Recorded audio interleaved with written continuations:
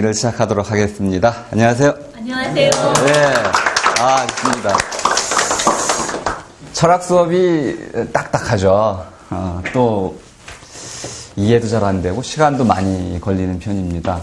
특히 하이데거의 존재와 시간은 웬만한 독자라면은 한 4, 50페이지 읽다가 이제 중단하게 되는, 도대체 무슨 말인지 이해할 수도 없고, 그런데 저는 또 이제 제 나름대로 고집이 있어가지고요, 하이데거를 그대로 소개할 생각은 전혀 없습니다.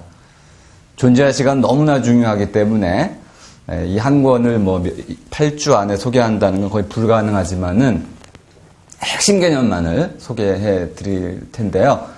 핵심 개념도 제 식으로 다 씹고 또 소화해가지고 여러분이 충분히 이해할 수 있는 방식으로 소개를 해 드릴 테니까 혹시 이제 찍히긴 하겠지만은 질문 있으시면 하셔도 되고요. 제 방식은 책을 소개하는 방식은 아닙니다. 대화하는 방식이에요. 하이데거의 존재와 시간 왜 썼을까요? 이걸 묻고 그 내용 속에서 우리에게 필요한 게 뭔지를 찾아내서 그걸 이제 깊이 있게 다뤄보고 또 다른 주제로 넘어가서 하이데거 이 말을 왜 했을까요? 또 생각해보고 필요한 부분을 또 깊이 씹어서 또 발전시켜보고 이런 방식으로 논의를 전개하겠습니다. 오늘은 이제 주제가 물음이죠. 물음. 쓸 수가 있다 그래가지고 쓰는 거 아주 좋아하는데요. 두 가지 표현을 꼭 기억해 주시면 좋겠어요.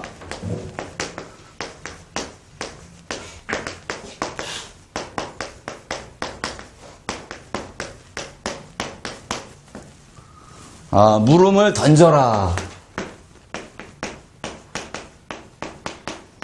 지팡이를 던져라. 던지라고 그러니까 포기하라는 건가요? 아니죠. 물음을 던지라는 거죠. 그러면 물음은 사유의 경건합이다. 하이데거 아주 유명한 말인데요. 사유는 뭘까요? 이게 이제 물음과 연결되어 있습니다.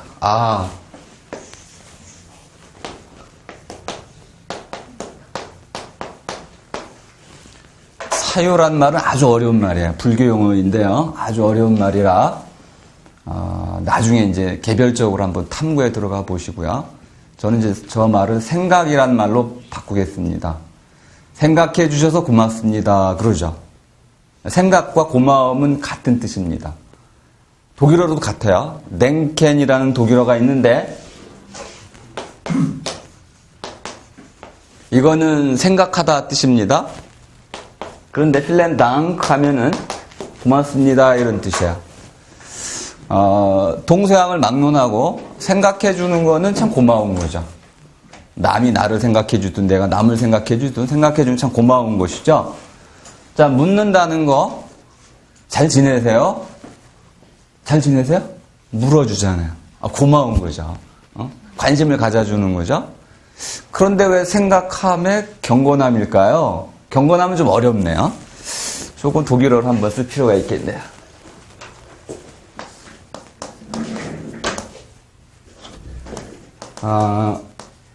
Friendlichkeit. 어려운데요. 경건이란 말의 핵심은 신에게 순종한다는 뜻입니다. 그런데 그냥 순종하지 않고 경청해요. 잘 듣고. 근데 경자를 잘 보시면요. 그 경이 고마경입니다. 선생님께서 한마디 해주셨어요. 이야, 너 참 열심히 공부하는구나. 너 대성할 거야. 그러면 선생님 고맙습니다. 그러죠, 그죠? 선생님의 그 말씀을 아주 귀 기울여 듣는데 어느 정도로 들어요? 고맙습니다 할 정도로. 그럼 고맙다는 또 무슨 뜻이에요? 이제 여러 가지 이제 어원이 있는데 고맙다의 첫 번째 뜻은 고마신과 관련되어 있습니다. 고마신은 태양신, 해의 신인데요. 해는 만물을 기른다는 뜻을 갖고 있습니다. 만물을 기르는데 아무도 해에게 뭘 갚을 수는 없어요. 그죠? 식물도 기르고, 식물을 또 동물을 기르고, 동물이 또 사람을 기르고, 사람은 죽어서 또 자연으로 돌아가고, 그 모든 에너지의 원천이 해인데, 고맙죠? 그런데 갚을 길은 없어요. 이게 고마워요. 그죠? 고맙습니다. 그러면 그 정도로 저한테 은혜를 많이 베풀어 주셨군요. 또 하나는 고마가 그만이란 뜻입니다. 이제 그만 주셔도 돼요. 이제까지 주신 것만으로도 넉넉하고 충분합니다. 고맙습니다. 이런 뜻이 두 가지 뜻이 있는데요. 생각한다는 거, 고마운 것이죠. 경건함, 그 안에 보니까 고마움이라는 뜻이 들어가 있어요. 그런데 하이데거가 말하려고 하는 경건함의 핵심은 뭐냐면 후기 사유에서 아주 핵심이 되는 용어가 픽잠이라는 용어입니다. 죄송한데 독일어를 써서 휘공하면은 이어붙이는 거예요. 이어붙이는 거. 여기저기에 흩어져 있는 것들을 하나로 연결할 때 이어붙여야 되죠. 이게 픽입니다. 잘 이어붙어지는 거, 야들야들한 거, 부들부들한 거, 부드러운 거는 잘 이어붙죠. 딱딱한 건 부러집니다. 요거야. 어린아이들 말 잘 듣죠? 이게 픽잠이에요. 프렘니히는 신께서 말씀하시면은 잘 귀 기울여 듣고 고맙게 들은 다음에 순종하는 거죠. 그럼 저걸 한번 해석해 볼까요? 물음이라는 거는 터져 나왔어요. 터져 나왔어요. 그 물음을 잘 들었어요. 그리고 그 물음을 따라갑니다. 이게 생각이라는 거야. 생각이라는 거는 물음에 의해서 촉발되고 그 물음이 물어지는 방향으로 나아가고 그래서 그 물음의 대답을 찾아내는 것이죠. 언제까지? 신이 부름을 멈출 때까지. 끊임이 없는 것이죠. 사유의 경건함이라는 것은 끝날 수 없는 것이다. 이런 뜻이고요. 자, 그러므로 물음을 사유의 경건함이라고 본다면은 사유를 직업으로 삼는 사람들이 있죠. 생각하는 걸 직업으로 삼는 사람들 누구죠? 철학자. 철학자에게 명령한 거예요. 그래서 왜 명령을 해요? 뭘 안 하니까. 물음을 안 던지니까. 철학자들이 물음을 안 던진다는 거예요. 왜 안 던져요? 수많은 철학자들이 물음을 던졌을 텐데 철학자들이 던진 물음은 자, 칸트의 이런 개념은 이런 겁니다라고 방향을 설정해 주는 거죠. 요거를 이제 하이데거는 전달하는 사람이라고 표현했어요. 지식을 전달하는 사람, 칸트 체계를 설명해 주는 사람. 이런 사람은 스스로 물음을 던지지 않는다는 거죠. 물음에 의해서 촉발당하지 않습니다. 그러므로 물음을 귀 기울여 들을 필요도 없어요. 또 그 물음을 따라가서 실패할 위험도 없습니다. 체계를 소개하면 되는 것이죠. 소개학을 하는 사람들, 전달하는 사람들에게 이제 하이데거 자신이 살았던 그 당대 철학자들 얘기하는 거죠. 이렇게 던진 거야. 물음을 던져라. 그래야 철학자가 된다. 후설은 자기 자신을 이거 비참한 용어죠. 영원히 시작하는 자 또는 비참한 초보자라고 했어요. 그 위대한 후설이 자기 스스로에 대해서 나는 비참한 초보자이다. 그런 거 경험해 본 적 있으세요? 전공이 저 철학인데 갑자기 누군가 와가지고 생명공학을 얘기해요. 그러면 잘 들어야죠. 근데 너무 중요한 얘기 같아. 그래서 책을 샀습니다. 비참한 초보자자. 근데 화학자가 또 왔어요. 또 비참한 초보자가 되죠. 끝이 없어요. 네? 후설은 이 비참한 초보자라는 말로써 자기를 드러낸 거죠. 자기는 끊임없이 공부하는 자이고 모르는 모든 것에 대해서 끊임없이 묻는 자이다. 이렇게 자기 자신을 과찬한 겁니다. 자기를 드러낸 것이죠. 토마스 아퀴나스의 책을 보시면 자, 나는 이렇게 묻는다. 물음으로 시작이 됩니다. 묻고 그 다음에 답을 하죠. 누구는 이렇게 답하고 난 이렇게 답한다. 토마스 아퀴나스는 물음으로 시작해서 자기 나름대로의 가장 합리적인 답을 제시합니다. 수많은 철학자들 특히 누가 물음을 많이 던졌나요? 소크라테스, 한파술, 대화술, 남 괴롭히기 대장이죠, 그죠? 네. 말꼬리 물고 늘어져가지고 올 발음이 뭔가요? 하고 묻기 트라시마코스하고 대화합니다. 그 물음이 너무나 진지하기 때문에 권력자들도 그 물음에 한번 사로잡히면 벗어날 수가 없어요. 자, 물음은 우리를 휘어 감싸 안는 것이죠. 하이데거는 그걸 번개와 같다고 말을 했어요. 번개가 반짝 칩니다. 그러면 세상이 확 드러나죠. 번개가 사라졌어요. 아, 저기 있었는데 찾으러 가야겠죠. 어두워요. 더듬더듬 갑니다. 또 번개 칠 때를 기다리는데 안 치는 거야. 머물러야죠. 칠 때까지. 이게 바로 사유의 경건함이다. 이렇게 할 수 있습니다. 근데 하이데거가 실제로 물었던 물음은요, 상당히 전문적인 물음이에요. 그건 현상학적 물음이라고 할 수 있습니다. 좀 용어가 좀 어려워졌죠. 현상학적 물음, 이야, 이거 진짜 어렵네. 물음을 던져란 지우겠습니다. 여러분한테 던진 건 아닌데.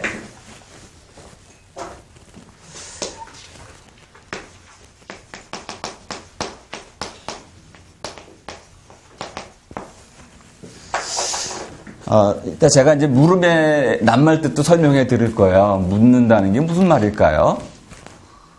저걸 모르면 여러분 건지는 게 아무것도 없어요. 물음은 귀기했는데, 물음이란 낱말 자체의 뜻을 모르면은 건지는 게 없어요. 나중에 말을 할 수가 없게 돼요.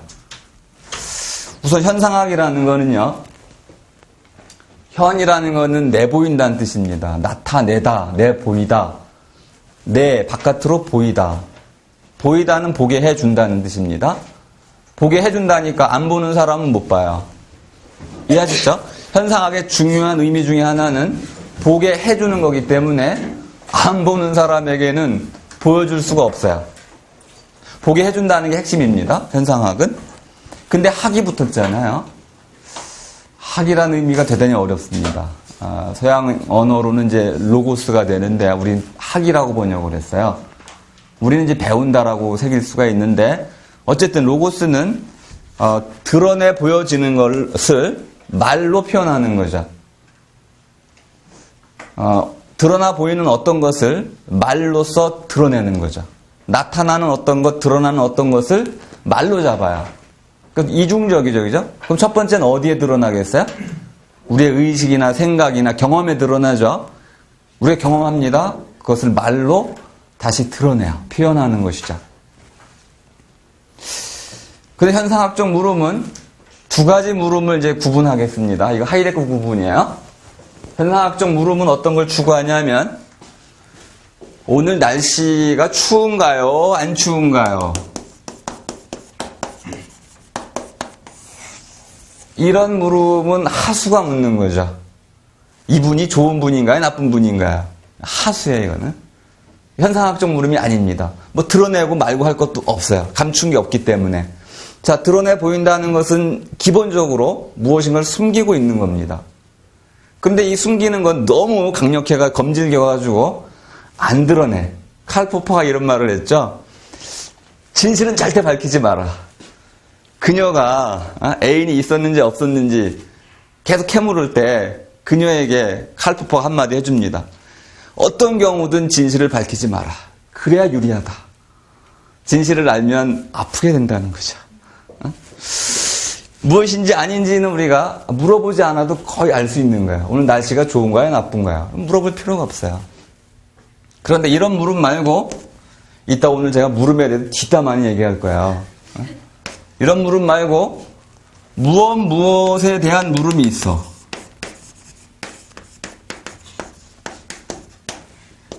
이게 문제예요. 사람에 대한 물음.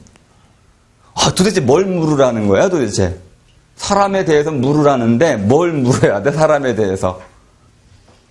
이 물음이 바로 현상학적 물음이야. 열린 물음이죠. 완결된 답은 없어요. 끊임없이 새롭게 물어야 돼요. 플라톤이 물었던 사람이란 무엇인가?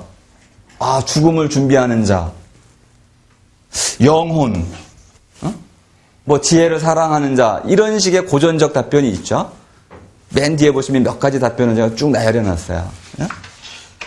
근데 그 물음은 여전히 열려 있습니다. 우린 사이보그죠? 나는 아니지만 안경 낀 사람은 어느 정도 사이보그라고 할 수 있고요.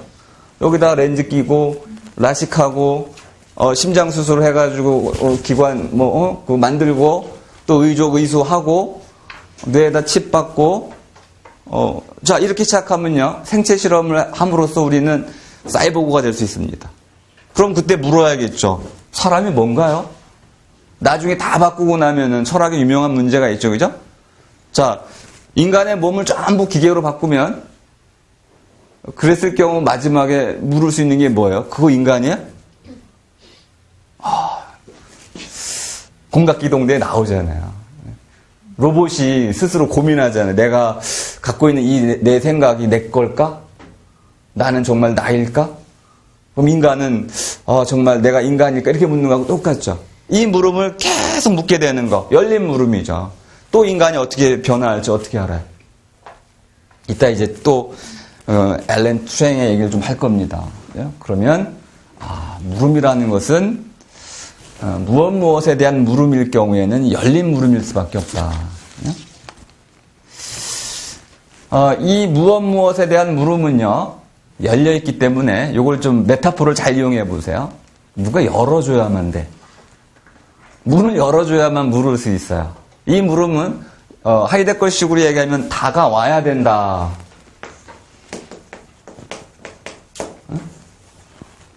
요 뭐가 나한테 딱 다가왔어요. 사로잡혔어요. 그때 이제 비로소 묻게 된다는 거야. 사로잡혔을 때 묻게 된다.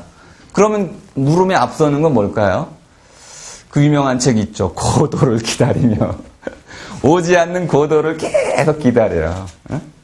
이게 바로 기다림이죠. 그러니까 물음보다 더 근원적이고 더 경건한 건 뭐겠어요? 기다림이죠. 기다리는 자에게 복이 있나니.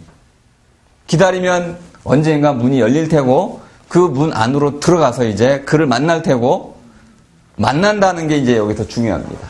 이걸 하이데거는 suchen이라는 독일어를 썼어요. 독일어로 물음은 fragen이고요.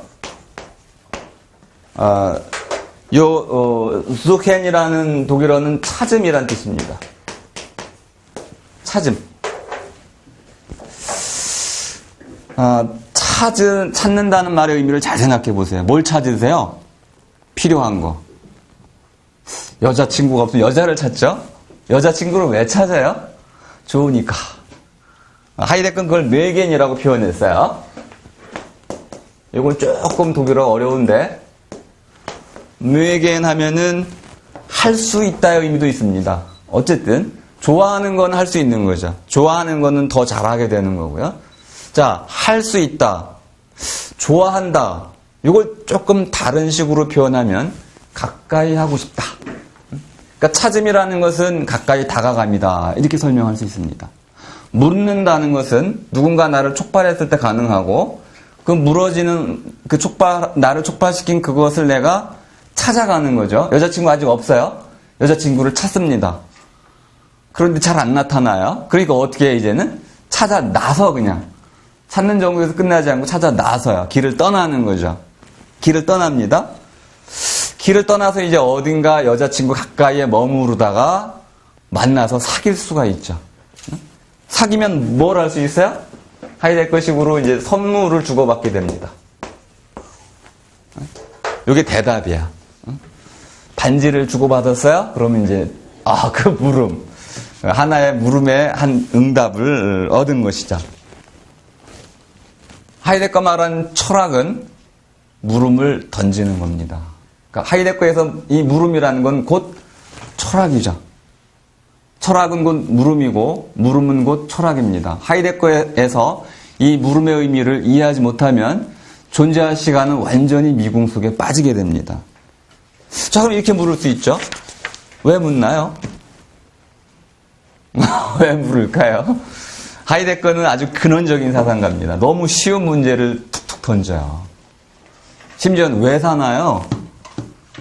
사람 다 죽을 수밖에 없지 않나요? 이런 걸 물어요. 그런데 대가가 물으면 긴장하게 됩니다. 왜 묻죠? 의심스러우니까.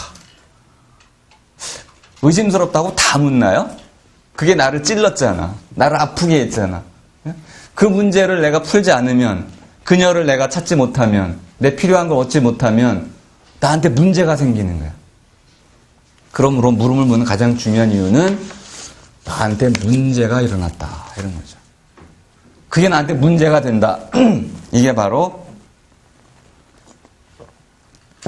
물음을 묻는 가장 중요한 이유입니다. 자, 그런데 사람들이 한번 잘 생각해 보세요. 왜 사는지 묻던가요? 잘 안 물어요. 대학을 왜 가는지 잘 묻지 않죠. 내가 남자라는 사실을 잘 묻지 않죠.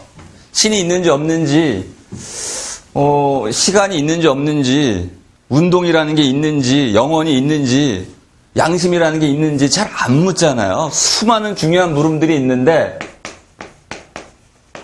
이 문제들을 묻지 않고 그냥 대충 덮어버리거나 얼버무리거나 이 문제들로부터 문제들에 대해서 문제를 묻는 걸 물음이라고 할 수 있습니다.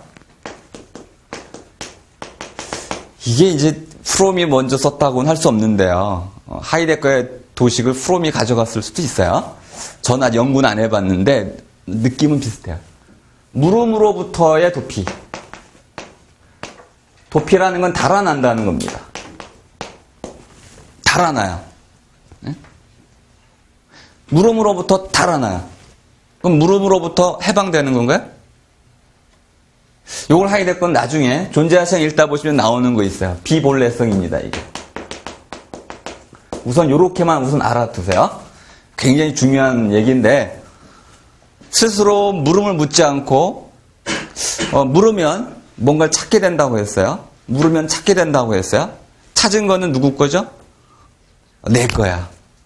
그런데 물음으로부터 다 달아나고 그런데 주변에 내 게 많아요. 내 것처럼 보이는 게 많아요. 하이데거는 이것을 본래적으로 자기 건 아니다. 네 건 네 건데 본래적으로 자기 것은 아닌 것. 이렇게 규정합니다. 그러니까 물음이 하이데거에서 얼마나 중요한지 알 수 있죠. 자, 물음을 통해서 찾은 것, 스스로 찾은 것만이 자기 거야. 그러면 물음으로 뛰어듦이라고 이제 씁니다. 달아남 대신에 뛰어듦. 또는 물음 안으로, 물음 속으로, 이렇게 쓰기는데, 어쨌든 문제나 물음 속으로 직접 뛰어드는 거. 뛰어들어서 뭘 하나요? 귀를 기울여 듣죠. 그 다음에 귀를 기울여 들은 다음에 들은 바대로 순응하는 거. 이걸 하이데거는 자유라고 표현합니다. 내가 묻고 찾았어요. 그녀를 만났어요. 그녀의 말을 다 들어주는 거죠. 순응하고 좋아하고 사랑하고. 그러면 자유를 얻었다. 이렇게 하이데거가 씁니다. 이걸 또 다른 말로도 할 수 있어요. 문제를 향한 자유. 이거 좀 말이 많네요. 그죠? 네, 물음이라는 걸 가지고 이제 철학을 이렇게 전개를 합니다. 또 하이데거가 물음을 몇 가지로 막 나눠요. 되게 많이 나눠요. 가장 중요한 물음은, 다시 묻기. 물은 거 다시 묻기. 플라톤이 물었던 물음 다시 묻고, 아리스토텔레스가 물었던 물음 다시 묻고, 오래된 물음일수록 더 근원적이기 때문에 거듭 물어야 된다. 다시 묻기. 또 한 번 물었으면 계속 묻기. 중간에 포기하지 말 것. 답을 얻을 때까지 계속 물을 것. 또는 조금 실력이 딸리면 뒤따라 묻기. 니체가 한 말을 한 걸음 한 걸음 뒤따라가면서 같이 물어주는 거. 요건 나중에 이제 생각에 그대로 같이 쓰게 됩니다. 되묻기, 뒤따라 생각하기, 다시 생각하기, 거듭 생각하기, 계속 생각하기. 이렇게 이제 물음과 생각이 아주 밀접히 연결되어 있다는 걸 알 수 있습니다. 근데 이제 문제가 있어요. 현상학적 물음을 물을 때 사람에 대해서 물었다고 칩시다. 사람은 사이보그다. 컴퓨터 다루고 컴퓨터가 안으로 들어오면 사이보그가 되겠죠. 사람은 사이보그다. 그런데 이 하나의 물음을 물을 때, 사람에 대해서 물을 때 어떤 각도에서 물어야 되나요? 사이보그는 사랑을 하나요? 사이보그는 양심을 갖고 있을까요? 사이보그도 결혼을 하나요? 수많은 물음이 있죠. 수많은 물음. 사람에 대해서 물을 때 이 대안이란 물음은 완전히 열려있기 때문에 수많은 물음이 가능합니다. 그러면 이제 우리는 그 물음이 나올 때마다 다 규정해줘야 돼요. 사이보그는 뭐고, 양심은 뭐고, 사랑은 끝없는 개념들을 계속 이제 정립을 해줘야 돼요. 그러니 이 낱말의 다의성을 어떻게 책임지겠어요? 중간에 묻다가 어떤 일이 벌어지느냐? 묻다가 길을 잃는다.